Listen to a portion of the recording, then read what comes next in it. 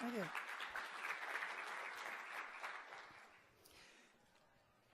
So we have I've got a lot of content here. I'm going to try something new, which I usually never do, is I've got a script here, and I'm going to try to follow it so I get everything in the allotted time. We'll see if my dexterity can handle that. So Lenny Murphy, our esteemed host, had one of his blog posts a couple of months before the show where he listed all of the unmet needs that people and companies coming to the IIeX had. And he mentioned something that I noticed, which was there was one unmet need that has come up in every IIeX so far, and that's this one: more and deeper understanding of non-conscious drivers of behavior. So why does this keep coming up?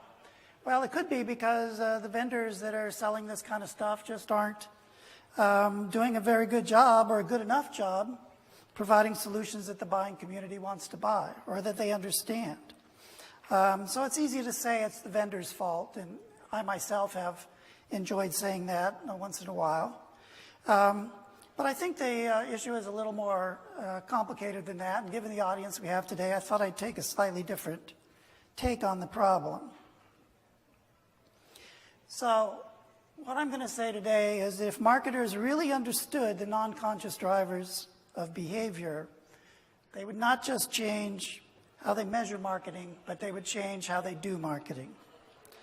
Or as Shakespeare might have said it if he were with us today, the fault, dear Brutus, is not in our vendors, but in ourselves.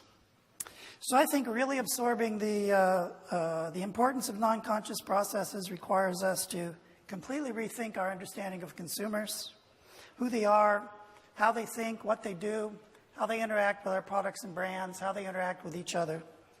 And then we also have to completely rethink how we do marketing. So here's what we know about consumers today. And I have to say, it's only 3 o'clock on Monday, but I already feel like I'm piling on. But let's do this. Here's what we know about consumers. Here's what modern brain science tells us. They don't think a lot. They don't think a lot about what they buy. They don't use information. They don't use rational cost-benefit calculations when they make their decisions. They don't pay attention to advertising and marketing. Not only do they not pay attention, they have both conscious and non-conscious resistance mechanisms. They avoid it at all costs if they can, and they resist its messages. Third, they have weak and fragile preferences. We've seen several speakers have spoken about this already, and they can be changed very easily without ever invoking any of the traditional persuasive techniques that marketing is known for. They don't accurately remember our marketing messages, and their recall is a poor predictor of what they're going to do, as Will Leach just mentioned in a talk just before this one. And finally, they don't have conscious access to their own mental states. They don't know what they don't know, and they're wildly overconfident about what they think they do know. So what's interesting is if you look at traditional marketing, and I'm going to exaggerate a bit to make the point, you'll see that it pretty much ignores or contradicts every single one of these new things that we know about consumers. So we say that consumers don't think much about what they buy, but we focus on, are we providing them information, and is it consciously being received and understood? We know they don't pay attention to advertising, but we spend a lot of our time and effort trying to figure out how much attention they are giving us, and are we breaking through the clutter, and are we achieving stopping power? We know they have weak preferences, but we focus on persuasion, trying to change people's preferences. We know they don't accurately remember, but what do we measure? We measure recall because we can. And we know that they don't have access to their own mental processes, but we keep asking them questions and expecting the answers are going to help us with what we're trying to do. So it's not too surprising that marketing is having trouble understanding how to take advantage of non-conscious drivers of behavior.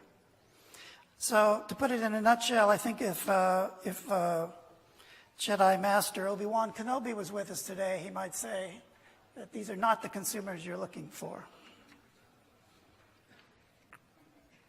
Or you could say it this way: if you want brain science to be more practical for marketing, you have to make marketing more compatible with brain science. So what is this thing I'm calling intuitive marketing? Well, let's start with what's the traditional view, persuasive marketing. What's persuasive marketing? It's basically trying to change people's behavior with overt persuasion. And we know pretty much how it works. The first thing you need to do is you need to get people's attention. And then you need to get them to engage in conscious thinking. You need to get them to absorb the information that you're providing them. You need to get them to evaluate it consciously, whether it's a logical argument or a benefit statement or a reason to believe or a unique selling proposition or a demonstration. You want to engage them consciously. And third, you want to drive them to a conscious conclusion that the information that you've provided them is persuasive enough that they ought to change their behavior. And then if all of that isn't hard enough, you have to get them to remember all of that when they get to the point of sale, whenever they go into a store, when they're engaged in a shopping experience. Now, fans of,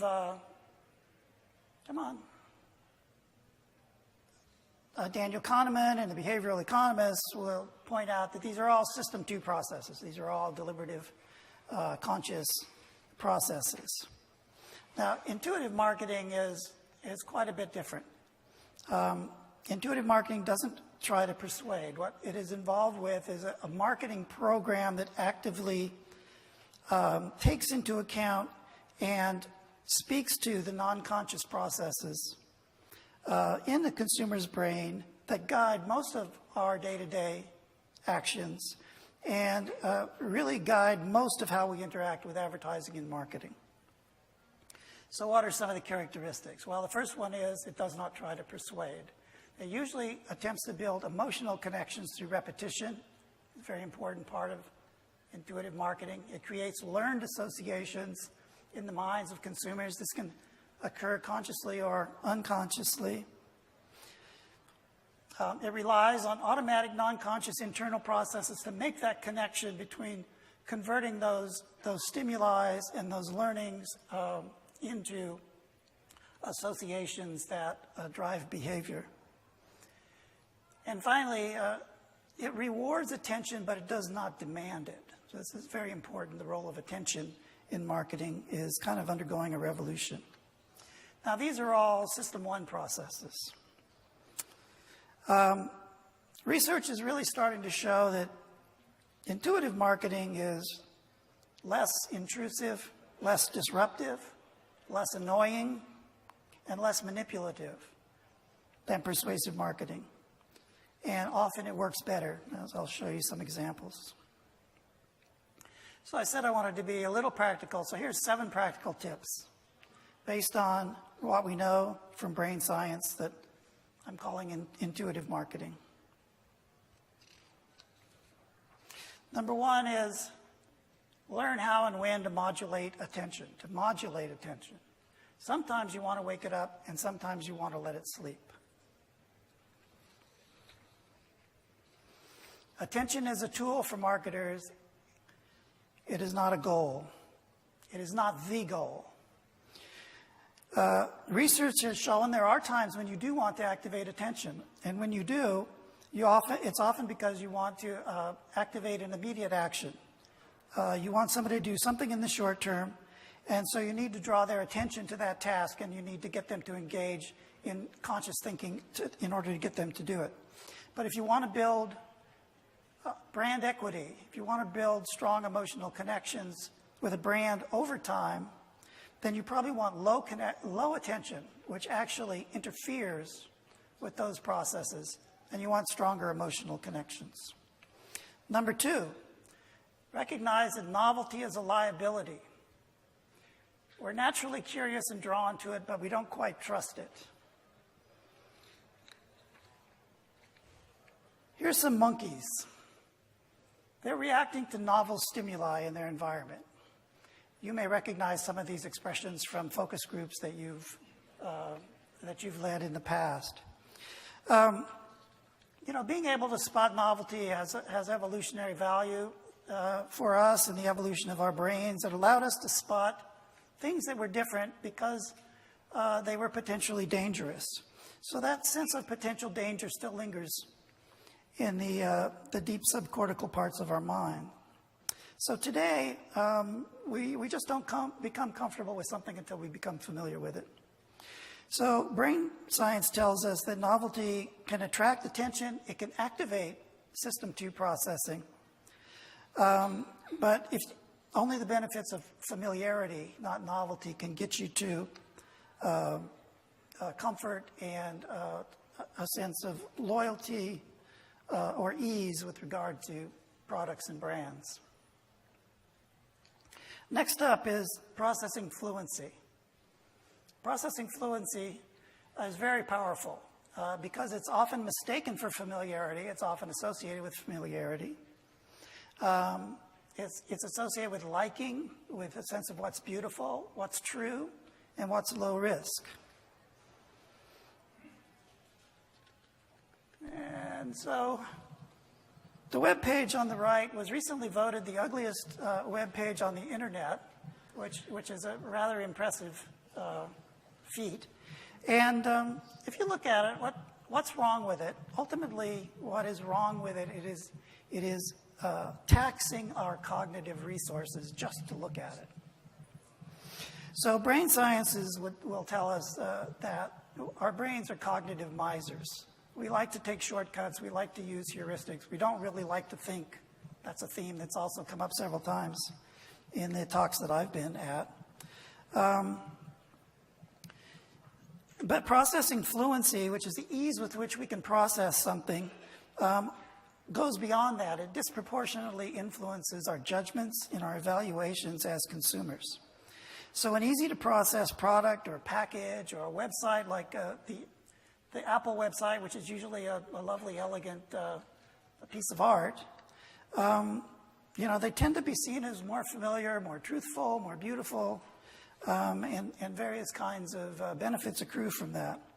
And what's important here is that the information content of the thing is irrelevant to processing fluency. Irrelevant. Don't rely on people's stated preferences. For the most part, we don't know what we're going to do until after we've done it. I think we've heard this one a few times. I like Rory Sutherland's quote, "Your preference is a product of your behavior and not an origin of it." So, when people say what they like in surveys or even in social media, that doesn't necessarily mean that they're going to act based on those preferences that they just came up with. But it's very likely that those preferences will justify any behaviors that they had recently performed. So preference tends to be a lagging indicator of choice, not a leading indicator. Here's number 5. Don't forget that consumer behavior is determined by fast, automatic, and inaccessible approach avoidance emotional responses.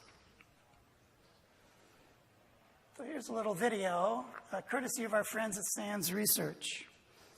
So this is a woman who's shopping. She just happens to have eye-tracking glasses and an EEG headset on. But other than that, it's a normal shopping day. She's circling the snack counter there, the shelf. She stops. Oh, my God. It's sugared donuts. You got to have them. Wait, no, I'm not going to have them. She puts them back on the shelf. She adjusts them nicely, and she slowly retreats. Now, what we've learned in research like this research that Sands has done is that in shopping situations, purchase decisions are initially made within 200 milliseconds, 0.2 of a second, after the first eye fixation on the product on the shelf, before you've even picked it up. And that's based on frontal asymmetries, which we could talk about in the hallway if you'd like to, but it's a brainwave pattern that is asymmetrical and can be measured with EEG. So here's some findings from this SANS study, which is based on, hard to believe, but approximately 18,000 moments just like this one. And what they found was that this measure of emotional approach was highest at that point, 200 milliseconds after they first put their eyes focused on the product. It was also positive right before they put it into the cart, but it was not as strong. It was a weaker signal. And for the products that they picked up and put back on the shelf, like the donuts, this approach measure was actually negative. So it was an avoidance reaction.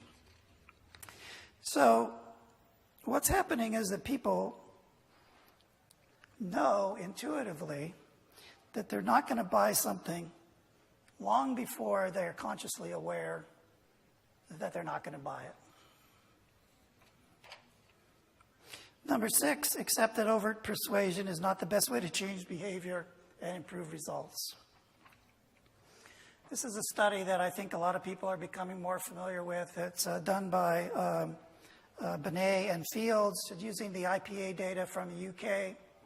And they looked at both short-term and long-term effects of advertising campaigns with real profit and other in-market dependent variables, and found that although rational campaigns have some bump early on for a short period of time, if you want to build long-term business value, that emotional campaigns outrank rational campaigns almost 2 to 1.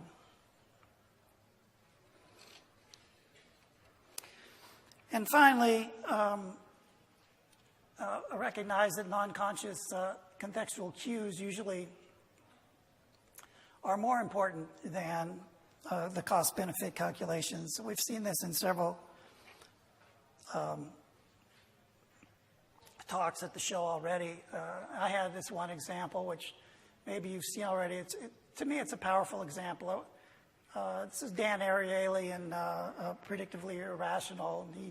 He showed this little subscription form from The Economist magazine to his students at Duke. And it had 2 choices. One was to get a paper print subscription of The Economist for $59 a year, or you could get the print plus web subscription for $125.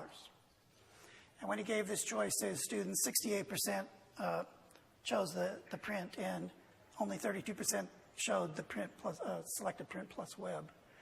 Then he changed it somewhat. He stuck in a kind of ridiculous third option, which was print only for $125.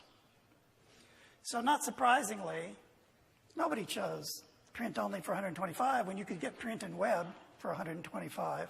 But look what happened to the comparison between the other two. An option that got 0 choices itself shifted the choices between the other 2 options by over 50%. So these are the kind of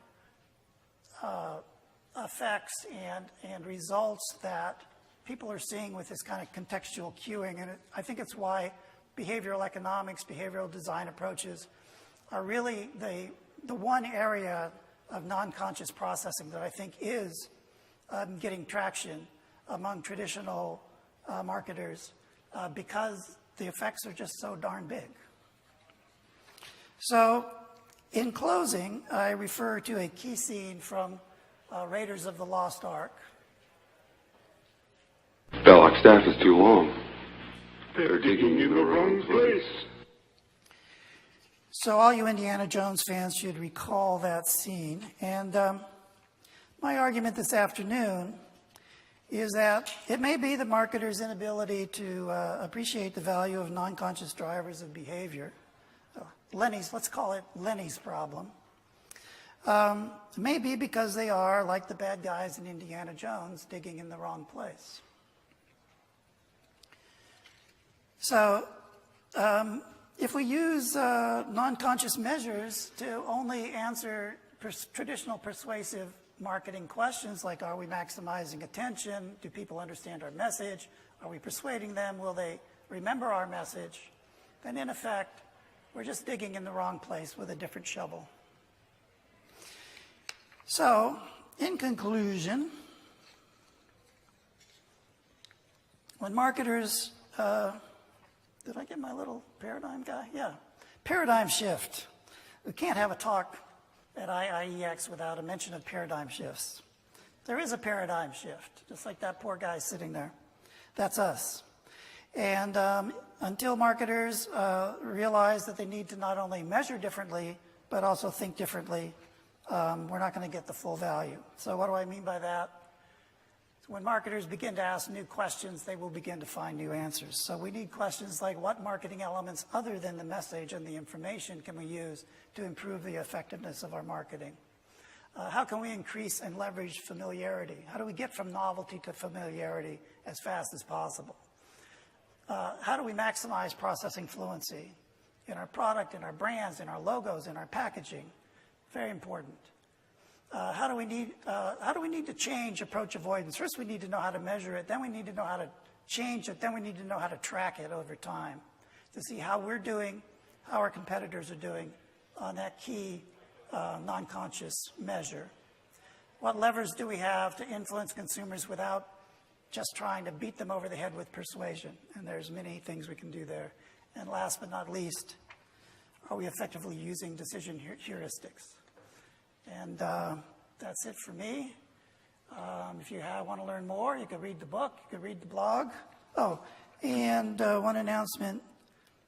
I'm going to be also on a panel on Wednesday that I think is going to be pretty lively, hosted by our impresario, Lenny Murphy.